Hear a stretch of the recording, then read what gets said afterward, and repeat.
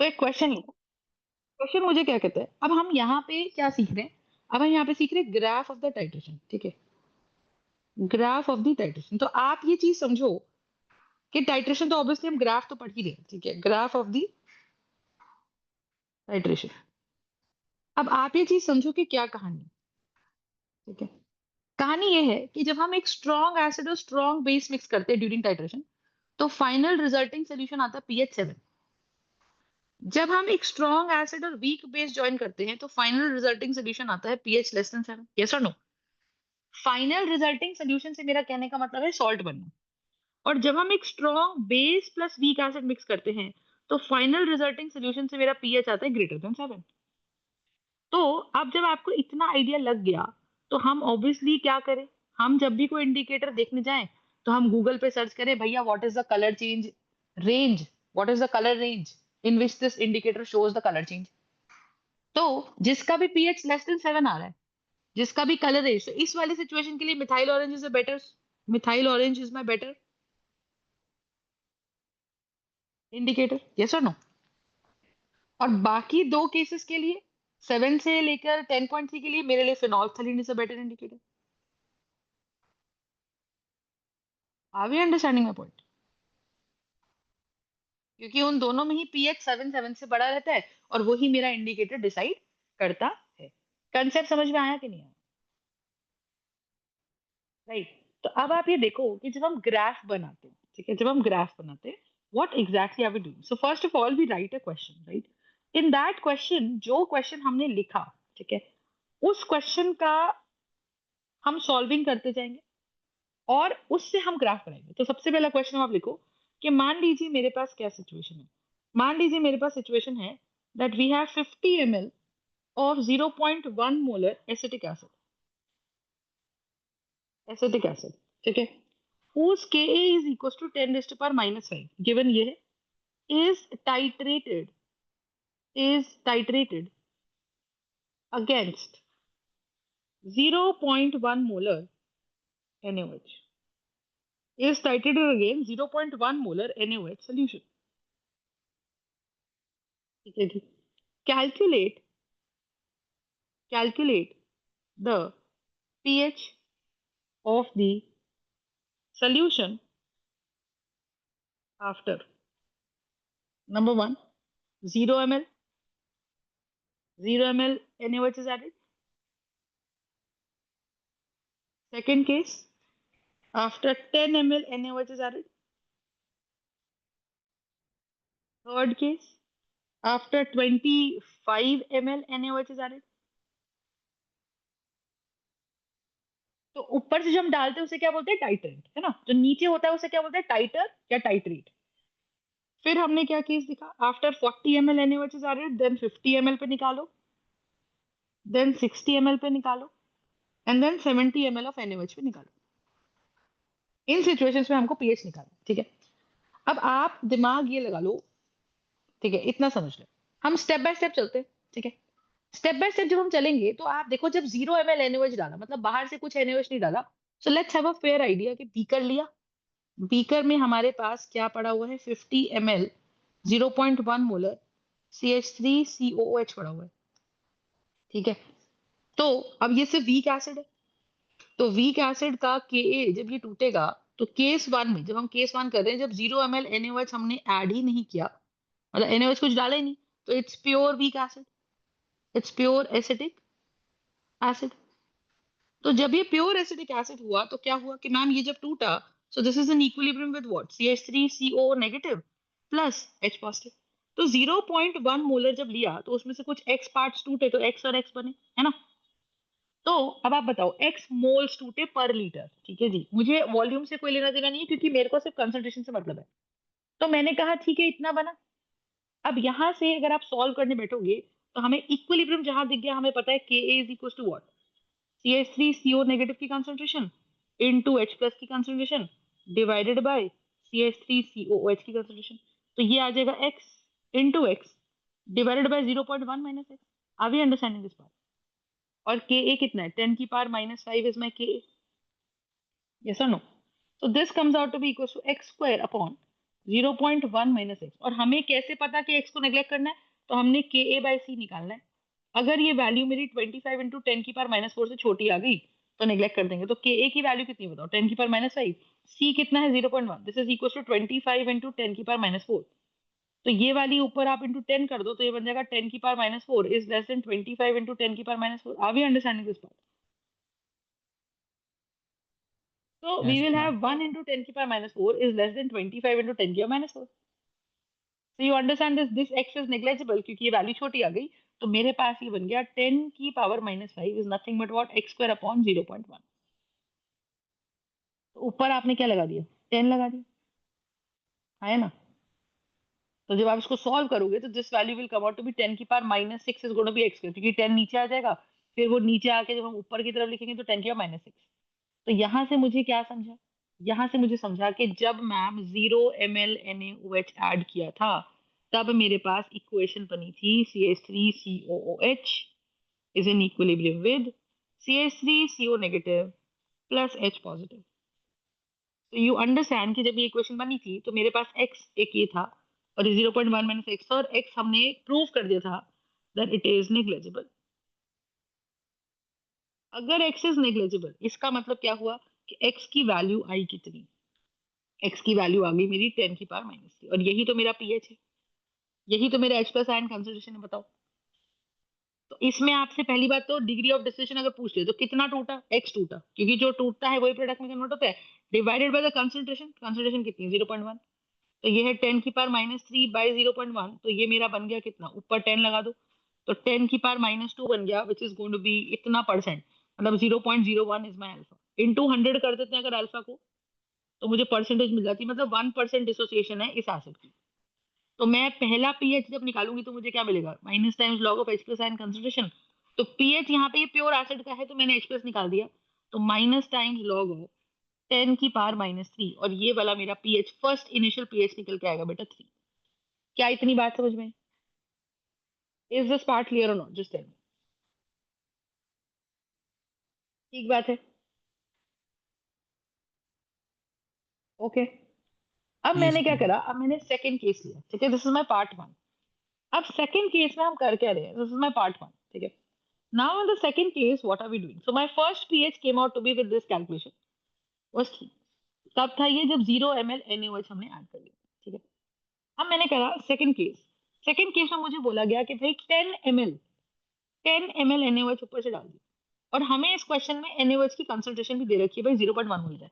तो आप हिसाब लगाओ कि अकॉर्डिंग टू द क्वेश्चन ये ला CH3COH प्लस NaOH।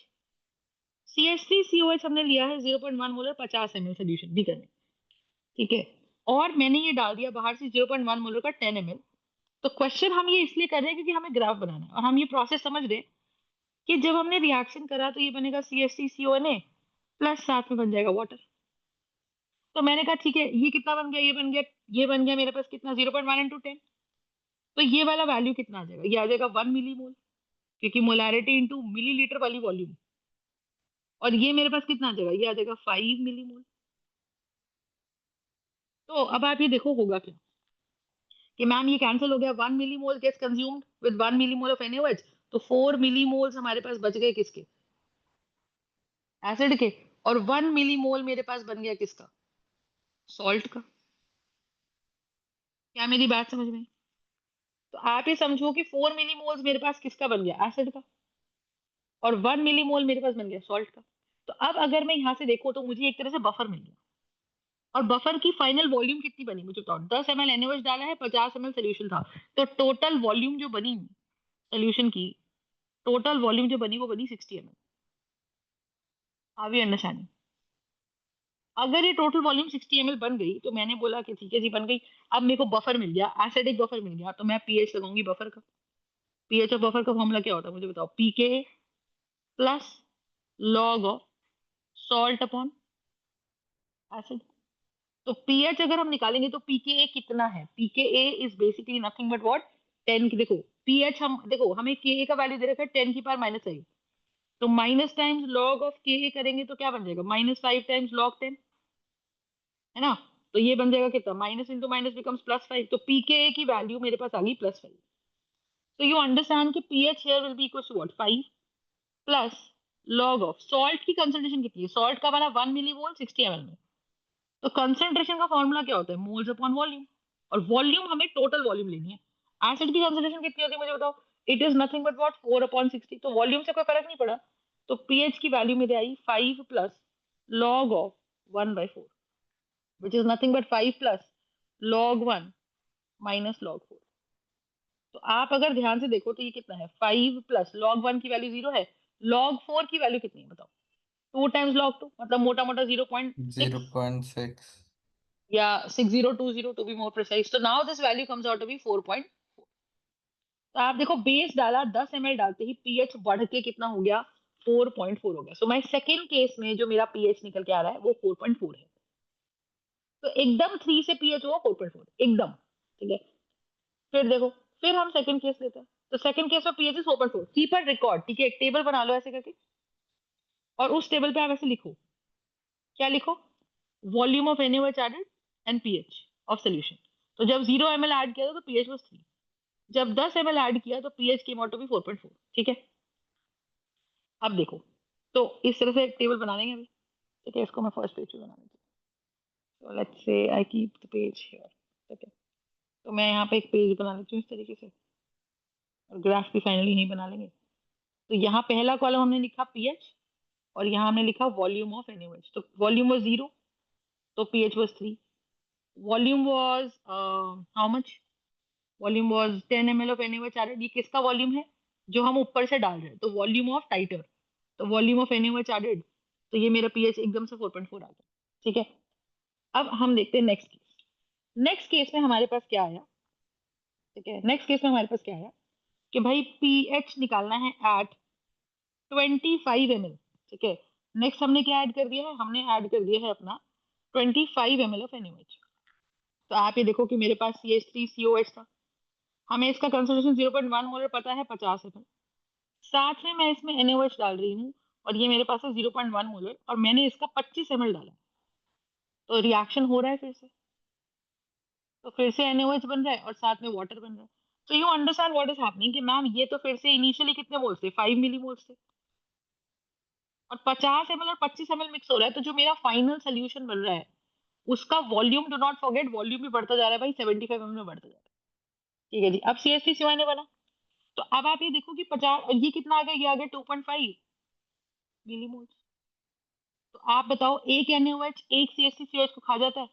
तो 2.5 मिलीमोल 5 मिलीमोल को खा जाएगा. तो बेसिकली अपने पास 2.5 मिलीमोल ही सॉल्ट बनेगा और ये मेरा लिमिटिंग रिएजेंट की केस में आ जाएगा. Are we understanding? अब क्या हुआ? अब मुझे पता है कि भैया फिर से ये बफर बचा और 1 मोल NaOH 1 मोल CH3COH को कंज्यूम करता है. ठीक है, 1 मोल NaOH 1 मोल CH3COH को कंज्यूम करता है. तो 2.5 millimoles will consume 2.5 millimoles of it. So basically 2.5 millimoles shall be left out. Yes और नो? तो फिर से बफर है. अब बफर आप देखो कैसा बना है. ये बेस्ट बफर बना है भाई. क्यों बना है बेस्ट बफर बताओ? क्योंकि सॉल्ट और एसिड की कंसंट्रेशन सेम है. तो pH of the hmm acidic buffer will be what? pKa plus log of salt की कंसंट्रेशन अपॉन एसिड की कंसंट्रेशन. कंसंट्रेशन क्या होता है? कंसंट्रेशन मतलब concentration of moles of salt upon acid. तो pKa कितना निकला था? 5 प्लस सॉल्ट की कंसंट्रेशन कितना है? मोल्स पर है 2.5 डिवाइडेड बाय वॉल्यूम 75. मैं 75 इसलिए लिखती हूँ कि हमें समझ आया कि वॉल्यूम न्यू निकालनी है. ठीक है. लेकिन क्योंकि उस वॉल्यूम का फर्क नहीं पड़ता तो इसको आप चाहे कंसंट्रेशन पढ़ना तो कंसंट्रेशन चाहिए बट आइडियली मोल्स से भी काम चल जाता है. और अब आप देखो ये ओवरऑल वैल्यूज कैंसिल हो गई तो log 1 बन गया. तो पीएच की वैल्यू बन गई 5 प्लस log 1. 5 0 है तो मेरा इस सोल्यूशन का पीएच आ गया 5. बात समझो? तो अब हम इसको अगर थोड़ा सा एडजस्ट कर दे तो जब हमने 25 ml NaOH मिलाया तो मेरा पीएच हो गया था 5. Are we understanding this part? तो मेरा पीएच हो गया था 5. ठीक है. Similarly if you look at this part now, अब मैंने नेक्स्ट लेवल पे कितना मिलाया? 40 ml. तो let's calculate. So pH when 40 ml NaOH is added.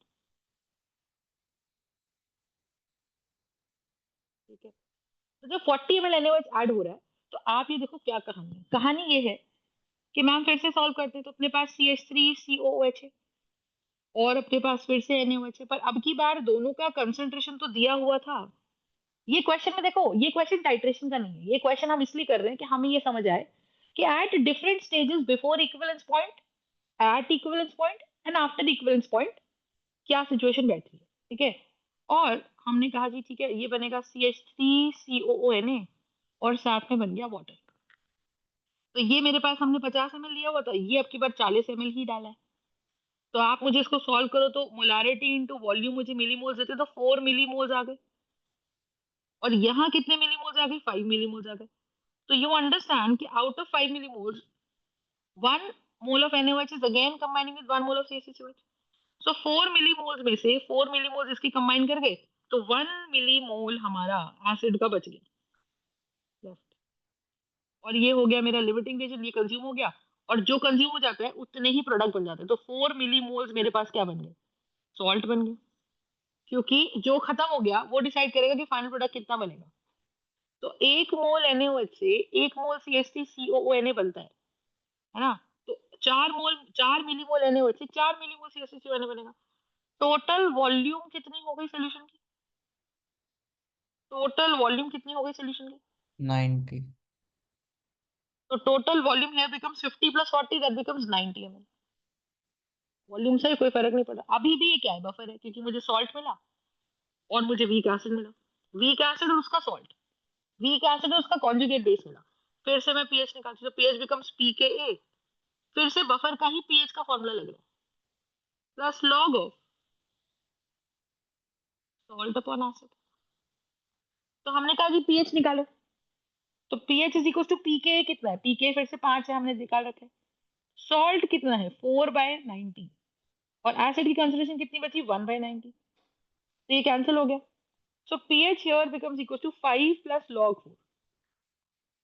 log 4 कितना भाई, 6 बन जाता है, तो ये वैल्यू बन गई 5.6। log 4 is exactly 0.6020। तो पीएच की वैल्यू कितनी आ गई मेरे पास, 5.6 आ गई, है ना। तो अगर पीएच की वैल्यू इज 5.6, अगर पीएच की वैल्यू इज 5.6, ठीक है, so I hope you're understanding कि ये जो मेरे पास वैल्यू है, this is going to be my pH of 5.6। अब हम इसको फिर से टेबल में अपडेट कर देते हैं कि अब जब आपने 40 ml NaOH में डाला तो पीएच आ गया 5.6। ठीक है, तो धीरे धीरे धीरे धीरे पीएच बढ़ रहा है, धीरे धीरे धीरे धीरे पीएच बढ़ रहा है। बात समझ में आ रही है। अब आप देखो नेक्स्ट हमारे पास क्या आया। ठीक है, अब हमने डाला क्या, अब नेक्स्ट केस में हमने डाला not 40 ml, this time we have added 50 ml NaOH। तो अब आप देखो क्या सिचुएशन है, CaCO plus NaOH give me CH3COONA plus H2O। तो ये भी मेरे पास 0.1 मोलर है और ये भी मेरे पास 0.1 मोलर है। ये 50 ml था, मैंने अब की बार NaOH भी 50 ml डाल दिया। Now what is happening in the beaker, कि मैम एट 50 ml पीएच निकाल रहे हैं। तो आप ये देखो कि ये बन गया मेरे पास कितना, 5 मिलीमोल्स, और ये भी कितना बन गया मेरे पास, 5 मिलीमोल्स, यस और नो।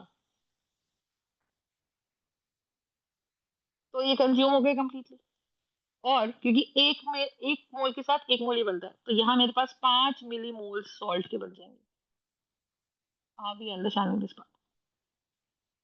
अगर 5 मिलीमोल मेरे पास सॉल्ट के बन गए, है ना, तो पीएच कितना आएगा, पीएच अब ये सिर्फ सॉल्ट है और वॉल्यूम ऑफ द कंसंट्रेशन है, वॉल्यूम ऑफ द सोल्यूशन है कितना, 50 ml एसिड 50 ml बेस, दोनों को मिक्स किया तो 100 वॉल्यूम बन गया, और सॉल्ट बना है। तो जब सिर्फ सॉल्ट बना है तो new concentration of the salt कितना आया भाई, 5 मिलीमोल्स डिवाइडेड बाय 100 ml। अगर ऊपर भी मिली है और नीचे भी मिली है तो इनको इनको लीटर में कन्वर्ट करने की जरूरत नहीं। तो ये बन गया 0.05 molar. Are we understanding? So what does this become? This becomes my 0.05 molarity is my concentration. Are we understanding this part? अब आप बताओ पीएच किसका बनेगा, ये पीएच हमारा किसका बनेगा, ये पीएच हमारा बनेगा सॉल्ट का। और पीएच ऑफ बेसिक सॉल्ट बना है भाई ये, क्योंकि है ना। तो बेसिक सॉल्ट का फॉर्मूला कितना होता है, पीके। तो क्या रहता है, हाफ प्लस, कितना रहता है, बेसिक सॉल्ट का पीएच 7 से ऊपर आते हैं, तो this become 7 plus half of pK plus log C. So if I solve this, this becomes 7 plus half of pK is 5 according to this question. Log C becomes what? 5 by 100. If I solve this, this becomes log 5 minus log 100. So this becomes 7 plus half of 5 plus log 5 minus log 100. So 7 plus half of 5 plus log 5 की value 0.68 के आसपास आ जाती है, और log 100 2 आ जाता है। तो ये मेरे पास बन गया कितना, 7 plus half of 3 plus 3.68. So this value of pH comes around to be 3.68 का हाफ हो गया 1.84. तो ये बन गया 7 plus 1.84, which adds up to be 8.84. This is going to be my pH. Have you understand? तो अगर मेरा pH is 8.84, ठीक है, so then 50 ml, तो ये मेरा pH आया है at equivalence point, क्योंकि equivalence point आ गया, न्यूट्रलाइजेशन कंप्लीट हो गई। और इस पॉइंट पे थोड़ा सा अगर आप देखो तो 50 ml हम बोल रहे हैं, रियल लाइफ में शायद 51-52 ml NaOH लगा होगा। तो एरर आया 2 ml का, है ना, वो टाइट्रेशन एरर है। तो हमने कहा कि भाई एट इक्विवेलेंस पॉइंट मेरे पास ये जो वैल्यू आ रही है 8.84 की, अब आप इसको फिर से अपडेट कर दो कि भाई जब हमने क्या करा, जब हमने अपना, ठीक है, जब हमने 50 ml डाल दिया NaOH, तो मेरा पीएच बन गया 8.84। ठीक है, अब इसके बाद क्या, इसके बाद क्या बताओ, जब हमारा सॉल्ट का हाइड्रोलिसिस हुआ, पीएच 8.84 आ गया, after that what exactly do you think is going to happen? ठीक है, तो इक्विवेलेंट पॉइंट से पहले और इक्विवेलेंट पॉइंट तक रिएक्शन हो रही है। 60 ml पे क्या आ रहा है, जब हमने 60 ml डाला, अब आप लॉजिक देखो, तो मैम कह रहे हैं मुझे CH3COH है, बीकर में ये तो 0.1 मोलर था, ये तो 50 ml था। अब की बार मैंने बाहर से NaOH गिराते गिराते, ऐसा NaOH जो 0.1 मोलर था, वो वाला मैंने NaOH 60 ml गिरा दिया, तो मुझे मिलेगा क्या, CH3CONA मिलेगा और साथ में H2O मिलेगा। तो मैंने कहा ठीक है जी, मिले। तो अब ये बना 6 मिलीमोल और ये बना 5 millimole. If you solve this what will you get, आपके पास ये कट कटा के यहाँ भी 1 मिलीमोल बच गया है ना, यहाँ भी कट कटा के 1 मिलीमोल बच गया, और ये बन गया 5 मिलीमोल, क्योंकि अब की बार लिमिटिंग रिएजेंट ये बचा, एक CH3COH combines with एक NaOH to form the product। जैसा ना, तो मुझे CH3CONA मिलेगा। तो अब मेरे पास 1 बचा, लेकिन वॉल्यूम कितनी बनी, 50 प्लस 60, 110 ml का सोल्यूशन बना। So new concentration of base कितना बचा, अब देखो बेस अब की बार 0.1 मोलर नहीं रहा, ये 1 मोल बचे 110 ml। तो इसका न्यू कंसेंट्रेशन आया। अब क्योंकि मेरे पास भाई सिर्फ बेस है, तो बेस का हम पहले क्या निकालते हैं, पीओएच निकालते कैसे, minus times log of OH concentration, क्योंकि ये बेस है। तो बेस निकाल दिया, क्योंकि हमें पता है NaOH जब टूटेगा तो NaOH हमें Na प्लस और OH नेगेटिव देगा, और ये तो भैया स्ट्रॉन्ग बेस है। तो माइनस टाइम, और इसकी कंसेंट्रेशन कितनी है, मान लो इसकी कंसेंट्रेशन बेस की C है, तो टूटने पे भी वो C और C हो जाएगा। तो minus times log of 1 by 110। Are we understanding? So this is going to be my pOH. So my pOH value here is going to be minus times log of, कितना आया, log 1 minus log 110. If I solve this, whatever the answer is going to be my pH. Can you calculate that? तो ये वाला value minus log 1 तो zero होता है, minus minus plus, तो ये सॉल्व हो क्या गया, लॉग 110। कितना बनेगा, ये 100 से ऊपर है। तो how much is this pH going to B,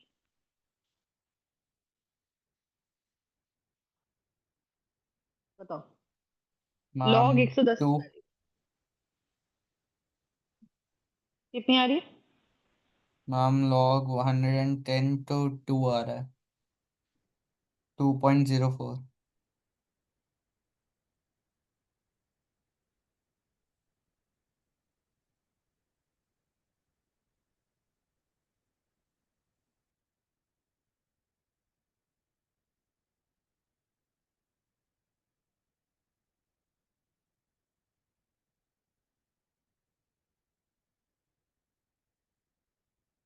हाँ। अब देखो, अब क्या हुआ, ये पीओएच की वैल्यू आ गई, pH 2 आ गया, और हमें पता है कि pH प्लस pOH कितना होता है, 14। तो ये अगर 2 है तो आप देखोगे तो pH तुरंत हो जाएगा 12। बात समझ में आई? ऐसी 70 ml पे और pH बढ़ जाएगा। अब इसका अगर मैं ग्राफ प्लॉट करती हूँ, ठीक है, तो आप ये हाँ देखो कि बीकर में जब सिर्फ बेस है ना, how do you plot this graph, just understand, ठीक है, यू हैव टू अंडरस्टैंड कि ग्राफ कैसे जा रहा है, ठीक है। मैम, जब बेसिक हमारा मोल्स मतलब हमारे बेस के बचे हों, एंड हम्म जो सॉल्ट बना वो भी बेसिक सॉल्ट हो, तो हम कंसंट्रेशन में सिर्फ डायरेक्टली उसका निकालेंगे, OH भाई नेगेटिव का। जहां स्ट्रॉन्ग कंपोनेंट बच गया, जहां स्ट्रॉन्ग कंपोनेंट बच गया, मतलब इसका ये कि सॉल्ट वॉल्ट वीक एसिड का कोई मतलब नहीं है, मतलब नमक का कोई मतलब नहीं है अगर NaOH बच गया तो। NaOH इतना स्ट्रांग है कि वो फिर अपना ही नेचर डोमिनेट करेगा, than anything else does not matter, ठीक है। ओके तो मैम, तो बफर कब बने? इसमें अब इसमें आप, सॉल्ट का नेचर इसलिए कंसिडर हो रहा था क्योंकि NaOH का भी इफेक्ट आ रहा था, एंड फाइनली इक्विवेलेंस पॉइंट के बाद NaOH ही बचा तो वही डोमिनेट कर गया। राइट, तो जब भी स्ट्रॉन्ग कंपोनेंट डोमिनेट करेगा देन वी नेग्लेक्ट एवरीथिंग। अब आप ये देखो कि जब मेरे पास ये वॉल्यूम ऑफ NaOH आ गया, ठीक है, अब क्या होगा? अब होगा ये कि अब इसका ग्राफ में प्लॉट करती हूँ। ग्राफ कैसे करते हैं, टाइट्रेशन ग्राफ, कि भाई वॉल्यूम ऑफ NaOH एडेड, और यहाँ हम ले रहे pH। तो आप देखो ये मेरे पास 0 है, ये 10 ml है, ये 20 ml है, ये 30 ml है ना, और ये 40 ml है, ये 50 ml है NaOH, ये 60 ml है, ये 70 ml है, ये 80 ml है, ऐसे करके ये 90 ml है, ठीक है। pH की वैल्यू मैं ले लेती हूँ भैया, ये 1 है, ये 2 है, ये 3 है। So how do I put this values? तो ये वाली वैल्यू मेरे पास कितनी है, 1 है, ये 2 है, ये 3 है, ये 4 है, ये 5 है, ये 6 है, ये 7 है, ये 8 है, ये 9 है, ये 10 है, ये 11 है, ये 12 है, ये 13 है, ये 14 है। अब आप देखो सबसे पहला pH मेरा आया था 3। सो जब मैंने 0 ml डाला था तो माई pH was 3, ठीक है। किसका pH था ये CS, इस पॉइंट पे अगर मैं फर्स्ट पॉइंट की बात करूं, ए पॉइंट की, तो ए पॉइंट पे मेरे पास सिर्फ बीकर में CH3 COH था और मैंने NaOH डाला ही नहीं था। जब 10 ml डाल दिया तो pH होके बढ़ के हो गया 4.4। 4.4 इज समवेयर अराउंड 5, 4.5 यहाँ है, उससे एक पॉइंट नीचे 10 ml पे ये वाला ग्राफ यहाँ है। फिर जब मैंने 25 ml डाला तो 25 ml पे pH बढ़ के हो गया 5, 25 ml पे pH बढ़ के हो गया एग्जैक्टली 5 यहाँ, यहाँ, ठीक है। फिर क्या हुआ, जब 40 ml डाला तो 5.6, 5.6 is how much, 5.6 is somewhere around 5.5 से एक ऊपर, कितने पे, 40 ml पे, 40 ml पे 5.6 ग्राफ ऐसे आ गया, ठीक है। 6 पे नहीं है ये, 6 से आधे पे है ना।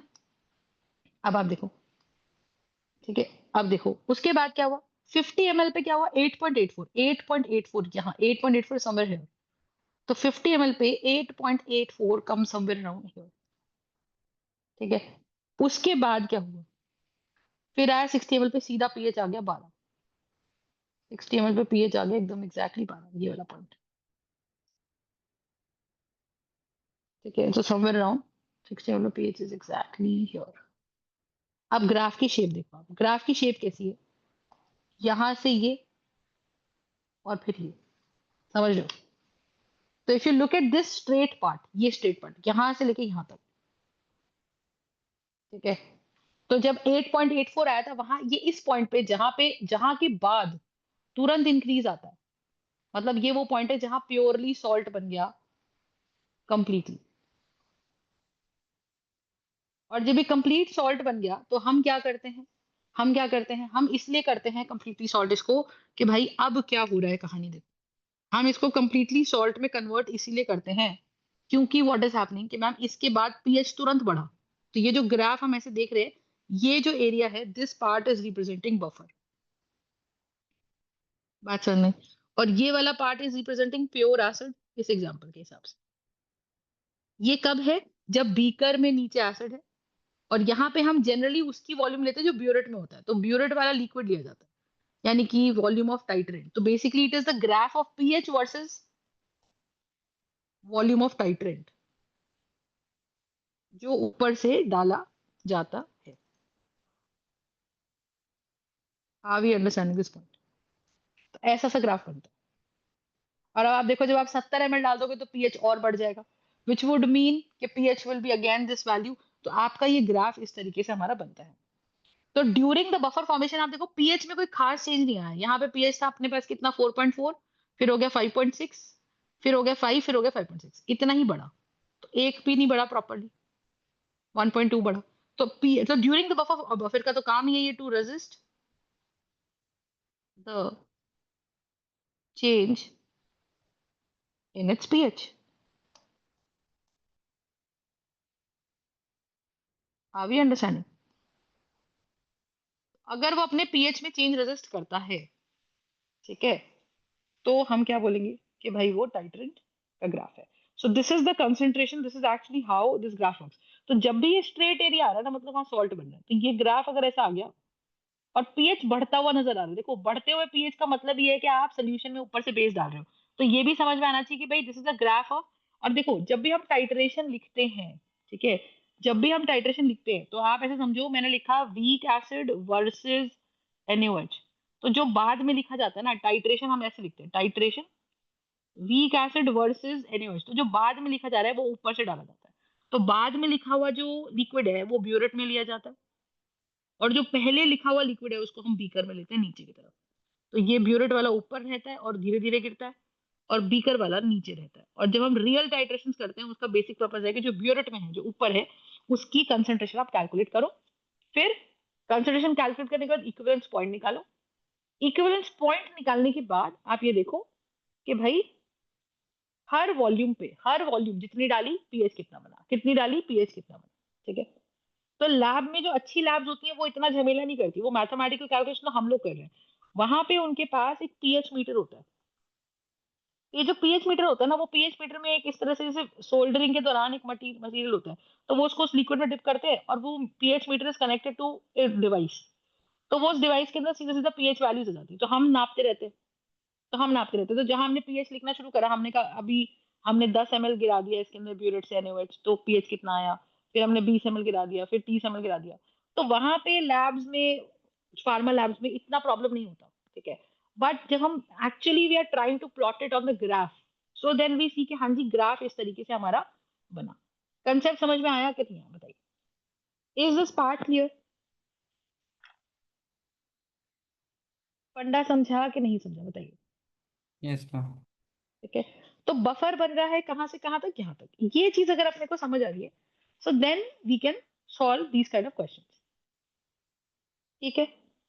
अब आप इसी तरीके से देखो, इसी तरीके से अगर आप करना चाहो तो you can do multiple titrations. ये मैंने आपको जो ग्राफ पहला बना के दिखाया, ये ग्राफ मैंने, इसको हम ऐसे भी समझ सकते हैं कि ये ग्राफ हमने किस क्या किया। ये ग्राफ हमने करा मोनो एसिटिक एसिड का। देखो what is this, acetic acid is a mono basic acid, right?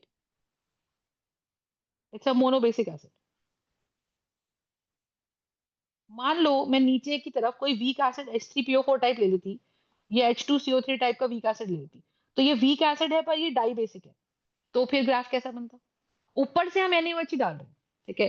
लेकिन अभी जो मैंने केस आपके साथ डिस्कस किया, जिसमें नीचे की तरफ हम क्या ले रहे हैं, नीचे की तरफ हम ले रहे हैं अपना, नीचे की तरफ हम ले रहे हैं अपना क्या, यहाँ पे हम ले रहे हैं CH3COH, और ऊपर से हम NaOH डाल रहे हैं। व्हाट इफ, और CH3COH तो मोनोबेसिक एसिड है। मोनोबेसिक एसिड का मतलब कि ये टूटकर हमको क्या दे रहा है, ये एक ही H प्लस दे रहा है ना। बट व्हाट इफ अगर मैं बीकर में यहाँ पर क्या ले लूं, मैं बीकर में मान लो यहाँ पर CH3, मैं H3PO4 ले लूं यानी कि ट्राई बेसिक एसिड ले लूं, या H2CO3 ले लूं यानी कि डाई बेसिक एसिड ले लूं। Then what happens, and then what is the pH of the solution at every stage, और ग्राफ की शेप हमारी कैसी आती है। तो पहली बात तो हम इतना समझ गए कि मैं रैंडमली अगर आपको कोई भी ग्राफ दे दूं, ठीक है, मैं रैंडमली अगर आपको कोई भी ग्राफ दे दूं, तो आप ये चीज समझो कि अगर उस ग्राफ की शेप ऊपर बढ़ते हुए है, तो हम ये समझ गए कि भैया ऊपर से ब्यूरेट में बेस डाला हुआ है, ब्यूरेट में बेस भर रखा है, और वो बेस जैसे जैसे नीचे गिर रहा है तो सोल्यूशन का पीएच बढ़ रहा है। अगर उस ग्राफ की शेप ऐसी सी कुछ करके आ रही है, तो पीएच यहाँ से चालू हुआ, बिकॉज रीड तो हम यहीं से करेंगे ना, वॉल्यूम ऑफ टाइट्रेंट हमने यहाँ ले लिया और यहाँ पे हमने पीएच ले लिया। तो आई एम सेइंग कि ये तो हम यहीं से रीड कर रहे हैं ना। सो पॉइंट इज कि ये वॉल्यूम था, ये वॉल्यूम था, ये वॉल्यूम था, इस तरीके से। यस और no? So what exactly is the idea? The idea is कि ये वॉल्यूम ऑफ टाइट्रेंट है, ये ml में है। बात समझे? तो होगा क्या, होगा क्या कि ये वॉल्यूम ऑफ टाइट्रेंट है और ये ml में है। So this is nothing but what, this is my pH.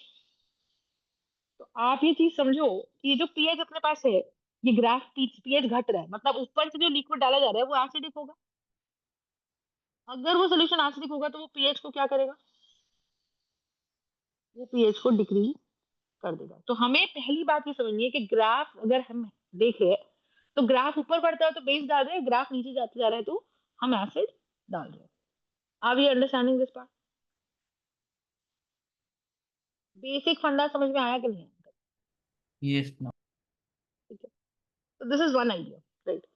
So now we will also